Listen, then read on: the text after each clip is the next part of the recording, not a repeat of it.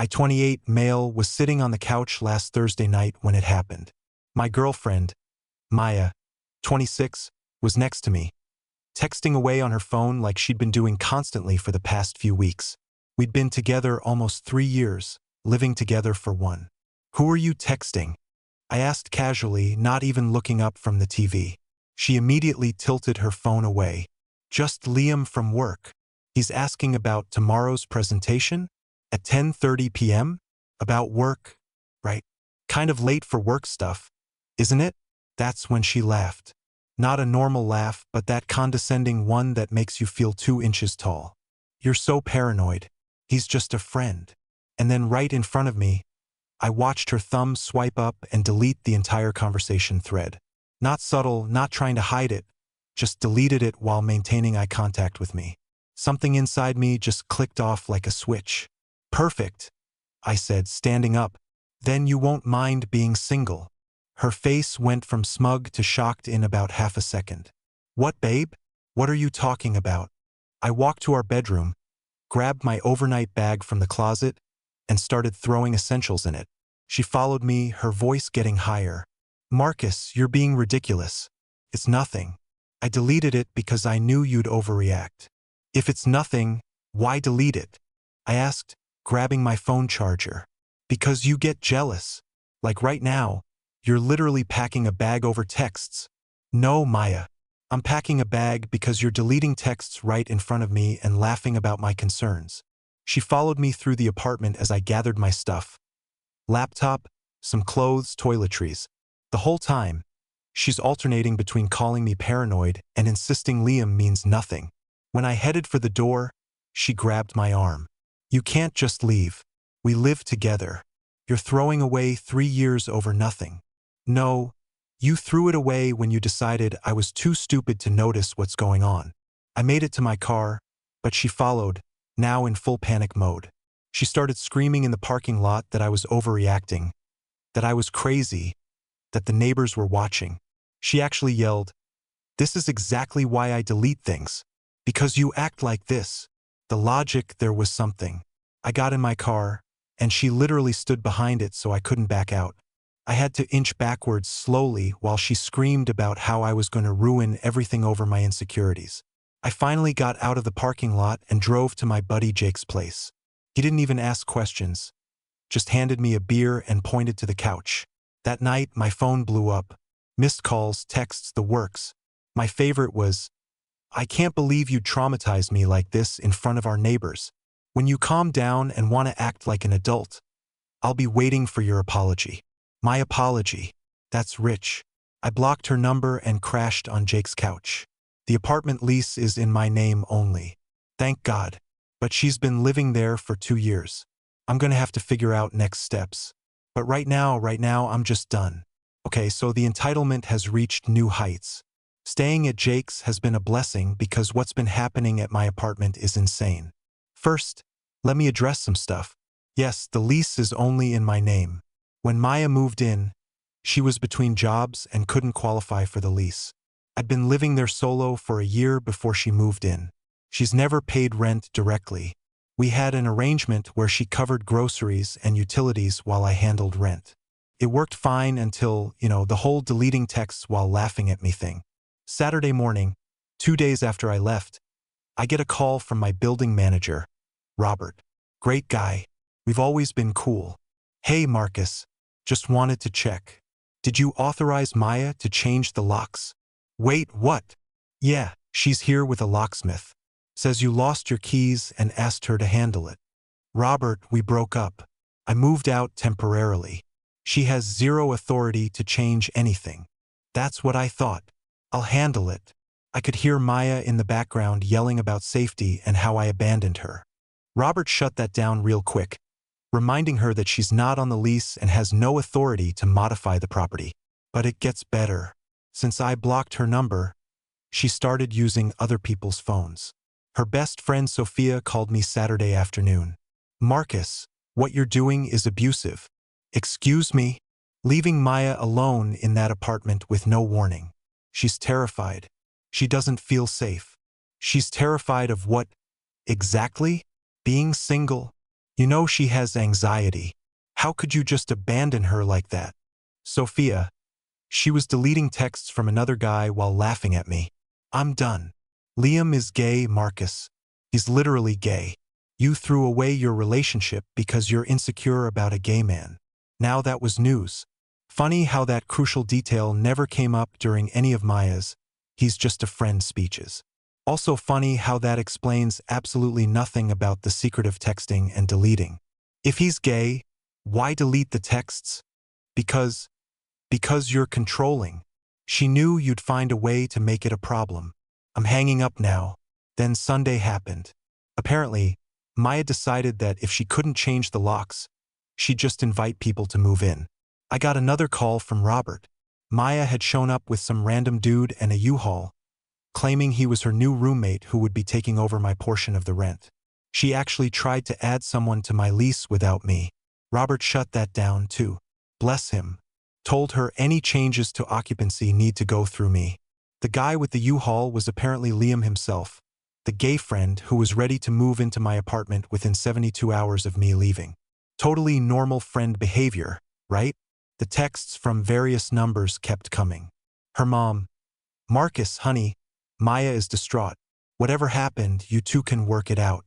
Don't throw away love over a misunderstanding. Her sister.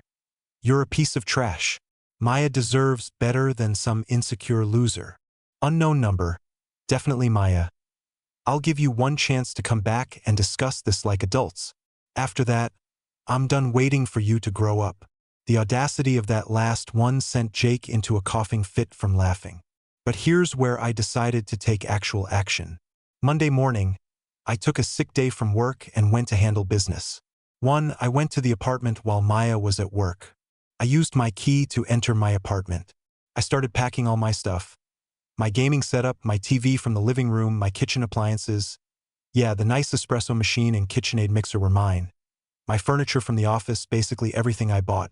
2. While packing, I found something interesting in the bedroom. A men's watch on my nightstand. Definitely not mine. I took a photo of it and left it there. 3. I called the utility companies. All utilities were in my name since I'd set them up. I scheduled them all for disconnection in 30 days, the legal notice period. Maya would need to set up new accounts in her name if she wanted to keep living there. 4. I sent Maya a formal text from a Google Voice number. This is notice that I will not be renewing the lease when it expires in 45 days. As you are not a tenant on the lease, this serves as your 30-day notice to vacate. All utilities will be disconnected in 30 days. Please make alternative arrangements. The explosion was immediate. Robert called. Within an hour, Maya was in the leasing office crying, demanding to be added to the lease, claiming she had squatter's rights. She doesn't. And threatening to sue for illegal eviction. It's not. And then the real kicker. Monday evening, Liam posts on Instagram a selfie in my apartment, on my couch. Well, what used to be my couch. I took it that morning. The caption. Home is where the heart is. Red heart. Just a friend. My ass. Tuesday morning, yesterday, I lawyered up. I got a consultation with a tenant attorney just to make sure I'm doing everything by the book. She confirmed I'm within my rights as the sole leaseholder to give notice to a month-to-month occupant, which is what Maya legally is. The lawyer also suggested documenting everything. So, I've been screenshotting all the texts, saving voicemails, and downloading Liam's social media posts. Oh, and that formal notice I sent? Maya responded with a novel-length text about how I'm financially abusing her, how she's invested 3 years into this home, how I'm being vindictive and cruel, and my personal favorite. Liam was going to help with rent because you abandoned me, but you're too insecure to see I was trying to solve the problem you created. The problem I created by leaving after she deleted messages while laughing at me. Sure. Jake thinks I should post the Instagram photo of Liam in my apartment on social media with the caption, just a gay friend helping out. But I'm taking the high road for now. I'll update after I see how the 30-day notice plays out. Something tells me Maya is not going quietly. The entitlement escalation has been absolutely spectacular. I genuinely didn't think it could get worse, but Maya and her crew have proven me wrong. Buckle up, this is a long one. First, the gay friend narrative completely imploded. Turns out Liam's ex-boyfriend found his Instagram post from my apartment and commented, "Weird. You told me you were staying with your sister after we broke up. Whose apartment is this?" The comment was deleted within hours, but not before several mutual friends saw it. Suddenly, Maya's story changed from "he's gay" to "his sexuality is fluid and none of your business." Sure, January. So here's what's happened in the 2 weeks since serving notice. Maya started a full-scale social media assault. She posted a series of Instagram stories about narcissistic exes and financial abuse. The best one was a photo of the empty living room, since I took my furniture, with the caption, "He took everything and left me with nothing. This is what 3 years meant to him." What she didn't mention is she was sitting on her couch that she brought from her old place. I only took my stuff, but why let facts ruin a good victim story? Her friends started commenting on old photos of us with things like, "You deserve better, Queen," and "He never deserved you." One of her co-workers actually DM'd me, saying I was abusive for making her homeless. These people really thought I should have just kept paying for her to live with her new boyfriend. Last Monday, I'm at work when I get a call from reception saying I have visitors. I go down to find Maya's parents in the lobby. Her dad, Carl, and mom, Patricia. They'd driven 2 hours to talk sense into me. Carl: "Son, we need to discuss this situation man to man." Me: "There's nothing to discuss. Maya and I are done." Patricia: "Marcus, sweetheart, Maya made a mistake. We all make mistakes. You're destroying her life over texts." Me: "I'm not destroying anything. I'm choosing not to renew my lease and gave her legal notice. She's an adult."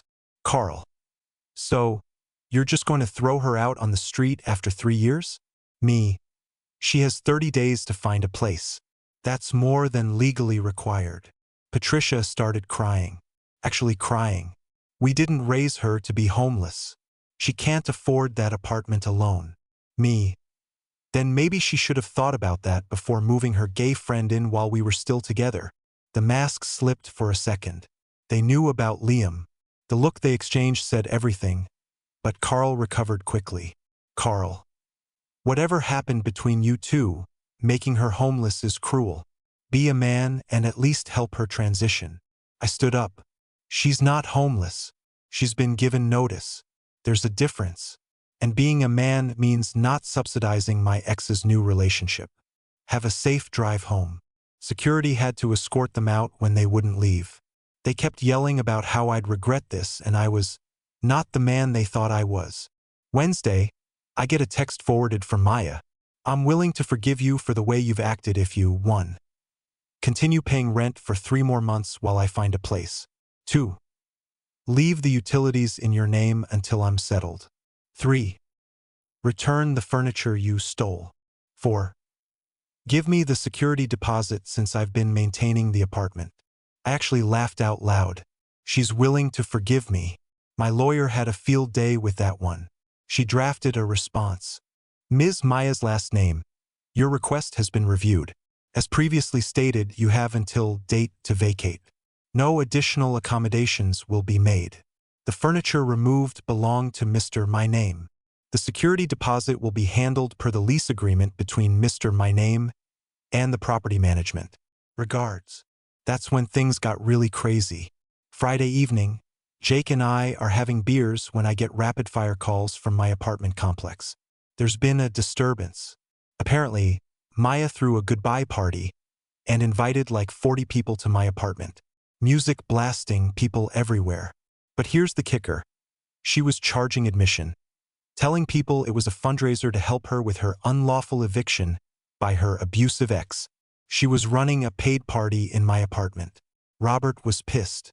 Noise complaints from multiple units, unauthorized commercial activity, over-occupancy violations. The cops showed up. Most people scattered when they arrived, but Maya went full Karen mode, screaming about her rights and how she lives here. The cops asked for her ID. Guess whose address is on her license? Her parents' house 2 hours away. She never officially changed it. When they asked for proof of residency, she couldn't provide any. No lease, no utilities, nothing in her name. Robert served her with a 3-day notice to cure or quit based on the lease violations. Basically, she just accelerated her own eviction. My lawyer was practically giddy when I told her. Remember Liam? Well, Saturday morning, he shows up at Jake's apartment. Jake's apartment. How he found it, I don't know. Probably Maya. He wanted to man-to-man talk about the situation. He said I was being unreasonable and that Maya was just trying to find stability after I abandoned her. Me? Stability with you? Liam. Look, what Maya and I have is complicated. Me. It's not complicated. She was my girlfriend. Now she's not. You want to live with her? Great. Find your own place. Liam. Do you know how hard it is to find affordable housing right now? Me. That sounds like a you problem. Then he tried to get tough, stepped closer, lowered his voice. You're really going to regret not being reasonable about this. Jake, who's 6 feet 3 inches and built like a linebacker, stood up from the couch. Everything good here?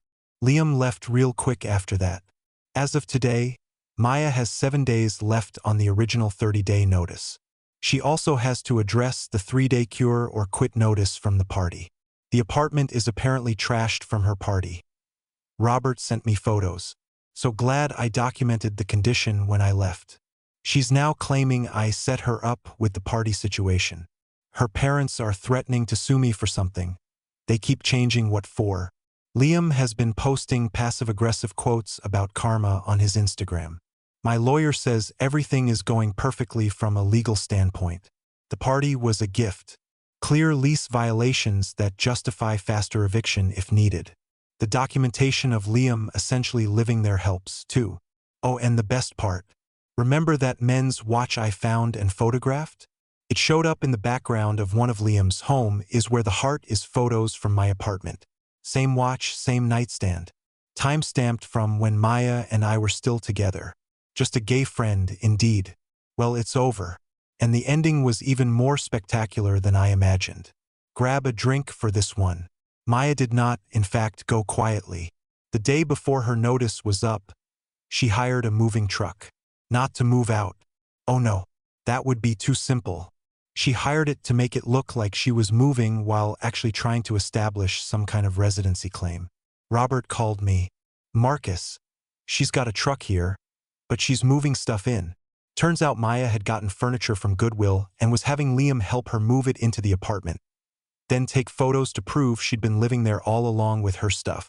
She was literally trying to stage a fake life to show a judge. My lawyer shut that down with one phone call to the property management's legal team. They sent their maintenance supervisor to document everything. The lease violations from the party, plus this attempted fraud, meant she was done, but she didn't know that yet. The morning of her last day, I had to go to the apartment to do the final walkthrough with Robert.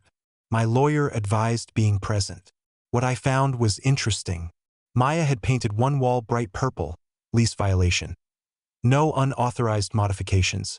Removed all the cabinet doors in the kitchen, superglued the bedroom door shut, poured what looked like an entire bottle of maple syrup on the bathroom floor, and left rotting food in the unplugged refrigerator. She was sitting in the middle of the living room when we arrived, surrounded by the Goodwill furniture, fake crying on Instagram Live. This is what he's doing to me, making me homeless. Look at how I've been living. Robert looked at me. I looked at my lawyer. Yes, I brought her. She looked at Robert. Miss Maya's last name. You need to vacate now. Any damage will be documented and charged to you. I'm not leaving. I have rights. That's when she made the ultimate mistake. She stood up, grabbed a lamp, and threw it at the wall on Instagram Live in front of witnesses. Robert immediately called the police, not for eviction, for vandalism and destruction of property. 2 officers showed up within 15 minutes. Maya immediately turned on the waterworks. He's been abusing me. Financial abuse. Emotional abuse. I'm scared for my life. Officer 1. Ma'am, are you on the lease? Maya. We lived together for 3 years. Officer 1. That's not what I asked. Are you on the lease? Maya. He won't let me be on it. Officer 2. Ma'am, We have witnesses saying you just threw a lamp at the wall on a live stream. The Instagram live comments were not on her side. Girl, what are you doing? This is embarrassing. Is that syrup on the floor? Why are the cabinet doors gone? Then Liam showed up. He rushed in, trying to be Captain Save-A-Ho, and immediately started yelling about tenant rights and illegal eviction. Officer 1. Sir, who are you? Liam. I live here. Robert. No, he absolutely does not. Officer 2. Sir, do you have any proof of residency? Liam looked at Maya. Maya, tell them. Maya. He's been staying here because Marcus abandoned me. Me. Officer. I have photos of his belongings in my apartment from when we were still together, while she was telling me he was just a gay friend. I showed them the photos, the watch, the Instagram posts, the timeline. The officers looked at each other, looked at Maya and Liam, looked at the destroyed apartment. Officer 1. Ma'am, you're being arrested for vandalism. Sir, you need to leave the premises immediately. The meltdown was epic. Maya was screaming about lawsuits. Liam was trying to argue law he learned from TikTok. The Instagram live was still rolling as she got cuffed. The viewers were going wild in the comments. The damage to the apartment totaled $3,200. Repainting, $500. New cabinet doors, $800. Professional cleaning for the syrup and rotting food, $400. New door for the bedroom, $300. Various other repairs, $1,200. She was charged with vandalism and destruction of property. She pled down to misdemeanor criminal mischief, got probation, and had to pay restitution. But here's where it gets really good. Remember her parents threatening to sue? They actually tried. They hired a lawyer and everything, and sued me for intentional infliction of emotional distress and unlawful eviction. My lawyer's response included the original text thread with Maya laughing at me, all documentation of proper notice, the police report from the party, the arrest report for vandalism, screenshots of Liam's Instagram posts from my apartment, security footage of Maya trying to move furniture in to establish false residency, and her Instagram live of her destroying the apartment. Their lawyer dropped the case so fast I think he got whiplash. He probably realized he could face sanctions for filing a frivolous lawsuit. Remember that Instagram live of her getting arrested? It went mini-viral in our city. Someone posted it on Twitter with, "This is why you don't cheat and expect to keep the apartment." Maya's narrative completely collapsed. Her own friends were commenting things like, "Maya, this ain't it. And you told me he just left for no reason. And girl, you said Liam was gay? Is this really about texts?" She deleted all her social media.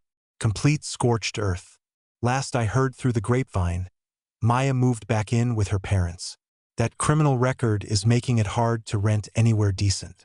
Carl and Patricia apparently gave Liam the "stay away from our daughter" speech when they realized he was why their baby girl got arrested on livestream. Liam posted some vague stuff about toxic situations and knowing your worth, before also going social media dark. Someone told me he's couch surfing now.